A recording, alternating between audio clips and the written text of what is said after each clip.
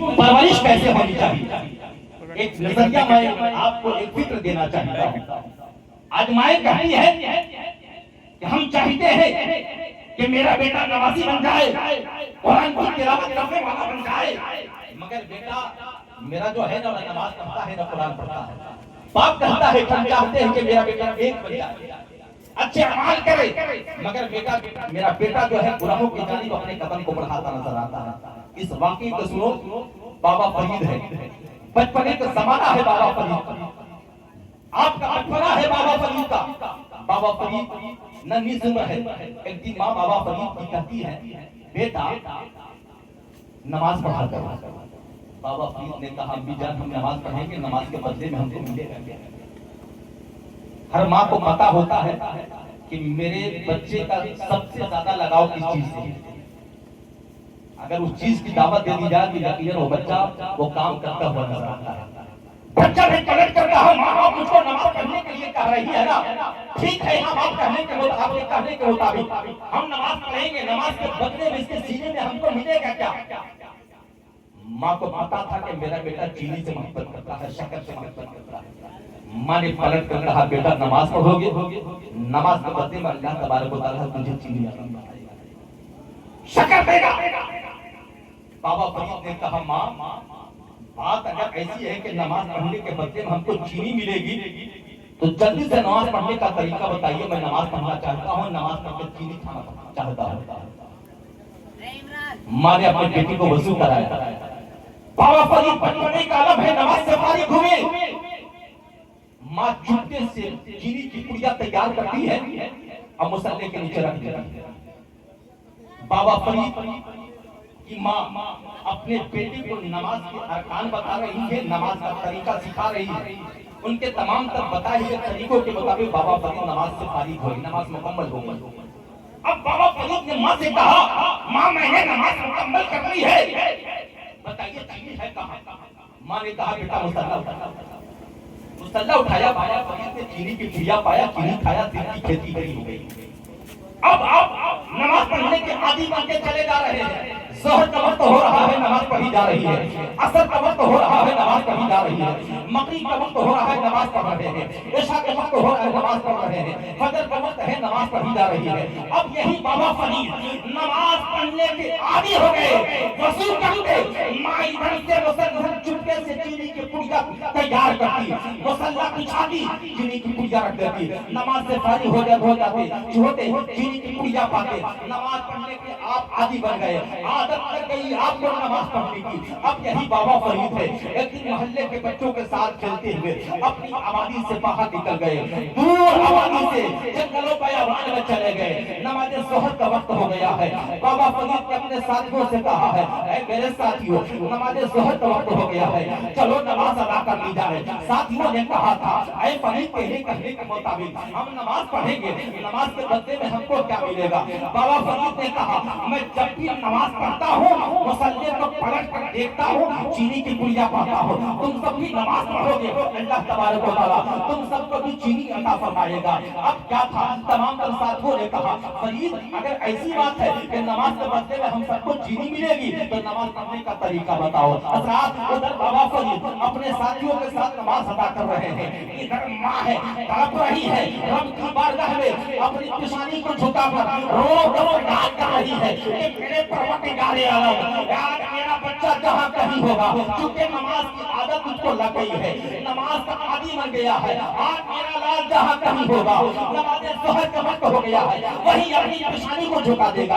आज अगर वो चीनी नहीं पाएगा, राज खुल जाएगा, हकीकत आश्कारा हो जाएगी। ऐ परवरदिगार आलम बच्चे के दिलो दिमाग में नमाज की आदत पैदा करना मेरा काम था। ऐ परवरदिगार आलम ये राज खुलने न पाए, इस राज को खुलने से बचा ले मेरे मौला, बड़े दिल बच्चे के दिल को टूटने से बचा ले मौला। माँ की दुआ बच्चे के हक में कबूल हो जाती है, बाबा फरीद की माँ दुआ करती है उनके हक में कबूल हो जाती है। सबने उस जंगलों बयाबान में नमाज़े जोहर अदा की है, नमाज से फारिग हुए, सबने कहा था ऐ फरीद हम لوگوں نے نماز مکمل کر لی ہے. چینی ہے کہاں؟ تو بابا فرید نے کہا تھا اپنا اپنا مصلی اٹھاؤ. سب نے جب اپنا اپنا مصلی اٹھایا تھا تو سب کے مصلی کے نیچے چینی کی پڑیاں تھی، مگر آج ماں کی دعا قبول ہو رہی تھی. آج بابا فرید جب اپنے مصلی سے اپنے مصلی کو پڑھتا ہے تو آج ان کے مصلی کے نیچے چینی کی پڑیاں نہیں بلکہ چینی کا حوض نظر آ رہا ہے، شکر کا خزانہ نظر آ رہا ہے. تب سے دنیا بابا فرید کو گندے شکر کے نام سے پہچاننے اور جاننے لگی. مسلمانوں اس پاکیزہ مکہ کر رہا ہوں، آپ کا بچہ بھی مسجد کا نمازی بنتا نظر آتا، آپ کا بچہ بھی صبح اٹھنے کے بعد موبائل دیکھتا نظر نہیں آتا، بلکہ قرآن مقدس کو کھول کر جو کان سے نکال کر رہن اس کی تلاوت کرتا نظر آتا، نیک اعمال کرتا نظر آتا، اچھے افعال کرتا نظر آتا. مگر آپ کیا ہے؟ آپ تو اپنے بچوں کے ہاتھوں میں موبائل دیکھتے ہو اور دیکھ کر فخر محسوس کرتے ہو کہ میرا بچہ موبائل چلانا سیکھ گیا ہے، یوٹیوب استعمال کرنا سیکھ گیا ہے، فیس بک استعمال کرنا جان گیا ہے. اور ایسے ہی باپ چاہی کس میں کے باپ چھاتی پیٹ تک چوراہے پر کہا کرتے ہیں کہ میرا بیٹا موبائل چلانا سیکھ گیا ہے، یوٹیوب استعمال کرنا جان گیا ہے، فیس بک استعمال کرنا جان گیا ہے، انسٹاگرام استعمال کرنا جان گیا ہے. اے ظالم اور چاہی باپ، تجھ کو اس بات پر فخر نہیں کرنا چاہیے کہ تیرا بیٹا 8 سال عمر میں یوٹیوب چلانا جان گیا ہے یا 10 سال عمر میں فیس بک استعمال کرنا جان گیا ہے. تجھے اس بات پر فخر نہیں ہونا چاہیے، تجھے تو فخر ہونا چاہیے جب تیرا بیٹا 8 سال عمر میں مسجد کے گیٹ کو کھول کر وضو کر کے وضو خانے میں مسجد میں جا کر خدا کی بارگاہ میں اپنی پیشانی کو جھکانے والا بن جائے. صبح سویرے اٹھ کر جو کام سے قرآن کو نکال کر محبت سے ہونٹوں سے بوسہ لگا کر آنکھوں سے لگا کر رہل پر رکھ کر اسے پڑھنے کی عادت پیدا کر لے، تیرے قرآن مقدس کی تلاوت کا عادی بن جائے. تب فخر سے امام صاحب سے شیخ صاحب سے فلاں صاحب سے چھاتی پیٹ کر کہا کہ میرا بچہ گرچہ فیس بک استعمال کرنا نہیں جانتا، میرا بچہ گرچہ انسٹاگرام استعمال کرنا نہیں جانتا، میرا بچہ گرچہ یوٹیوب استعمال کرنا نہیں جانتا، میں نے لاک کی صورت میں بیٹھ کر جو ڈال رکھا ہے موبائل میں، گرچہ میرا بیٹا اس موبائل کے لاک کو کھولنا نہیں جانتا، الحمدللہ اللہ کا شکر ہے کہ میرا بیٹا جو سال سے اس چھوٹی عمر میں قرآن کو نکال کر پڑھنا سیکھ گیا ہے، 10 سال عمر میں مسجد کا نمازی بن گیا.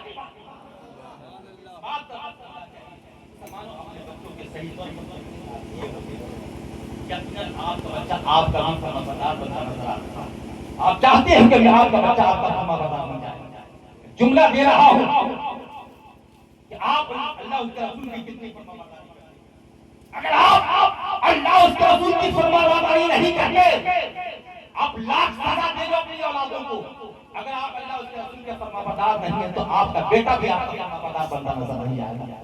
جس دن آپ اللہ اس کے رسول کا فرمانبردار بن جائیں گے، آپ کا بیٹا بھی آپ کے ساتھ وفا کرتا نظر آئے گا، آپ کی فرمانبرداری کرتا نظر آئے گا. اپنے بچوں کی صحیح تربیت کیجیے. آپ کا بچہ اسلامی ماحول میں تربیت پائے گا، آپ کے گھر کا ماحول اسلامی ہو جائے گا. یقیناً جب وہ بڑا ہوگا شعور کی منزلوں کو طے کرے گا، یقیناً سماج کے اندر نفرتیں بانٹنا نہیں آئے گا بلکہ محبتوں کا پیغام نشر کرتا نظر آئے گا. آپ اسلامی تربیت کے حوالے سے اپنے بچوں کی تربیت اگر کرتے ہیں تو آپ کا بیٹا بڑا ہونے کے بعد آپ کی خلاف ورزی نہیں کرتا نظر آئے گا بلکہ آپ کے حق کی تعمیل کرتا نظر آئے گا. اس کے لیے اسلامی ماحول بنانا ہوگا. اللہ تبارک و تعالیٰ ان تمام باتوں پر عمل کرنے کی توفیق عطا فرمائے. استغفر اللہ ربی من کل ذنب واتوب الیہ. چونکہ پروگرام بڑی لمبا نہیں چلانا ہے، مجھ کو یہاں آنے سے قبل ہی دن میں بتا دیا گیا ہے کہ کھانے پینے کا اہتمام ہے، اس لیے میں یہیں پر اپنے گفتگو کو ختم کرتا ہوں. بولنے لگوں تو بہت لمبی گفتگو ہوتی چلی جائے گی. حضرت حافظ وقاری محمد شاہد رضا صاحب چند اشعار لے کر آپ کی بارگاہ محبت میں آ رہے ہیں. ان کی شاعری کو سماعت فرمائیں. پھر حضرت علامہ مولانا محمد محبوب عالم اصلاحی صاحب کا خطاب نایاب آپ تک پہنچے گا. حضرت حافظ وقاری شاہد رضا صاحب کی استقبال کر لیجیے. نعرہ تکبیر، اللہ اکبر. اور دھیرے سے بولیے نا، بائی پاس بالکل نزدیک بن گیا ہے. ہو سکتا ہے پولیس والے ادھر سے گزر رہے ہوں گے، پرشاسن کے لوگ آپ کی زبان سے کلمہ پڑھتے ہوئے آپ کی کلمے کی آواز کو سن کر آ جائے. اب آپ کو کرتا ہے اپنے آپ کو مسلمان ثابت کرتے ہیں. خوف سارا ہے کہیں دنیا اس کو مسلمان نہ سمجھ لے. ایسی خوف کے سائے میں آج کا نوجوان ہاتھوں میں کالا پہن رہا ہے، لال پیلے دھاگے پہن رہا ہے تاکہ دنیا مجھ کو مسلمان نہ سمجھے۔ اے ظالم جاہل انسان، تجھے اس بات کا عقیدہ ہے نا تو تجھے ایک دن مرنا ہے۔ یاد رکھو موت صرف ایک ہی بار آئے گی، ڈبل آنے والی نہیں۔ جب موت کا وقت ہوگا تبھی موت تیرے پاس آئے گی۔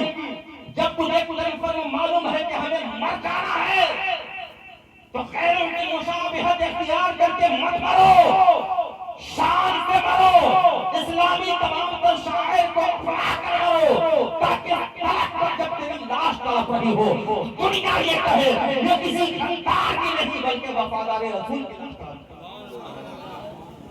کلمہ شریف زور سے پڑھیں، کلمے جو کلمہ پڑھیں گے نا ملمہ کے لیے آپ آئے مثال ثواب کرنے کے لیے، تو کلمہ شریف زور سے پڑھیے تاکہ پروگرام ختم ہونے کے بعد جب اس سال ثواب کیا جائے تو یہ کلمہ کو بھی اس میں شامل کر دیا جائے۔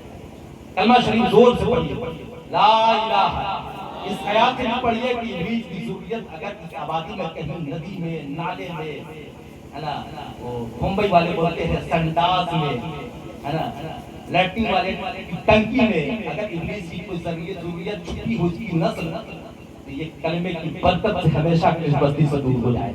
زور سے کلمہ شریف پڑھیے، لا الہ الا اللہ محمد رسول اللہ صلی اللہ تعالی وسلم۔ اسلام زندہ باد، مسلک اعلیٰ حضرت پائندہ باد، حضرت حافظ و قاری محمد شاہد اللہ۔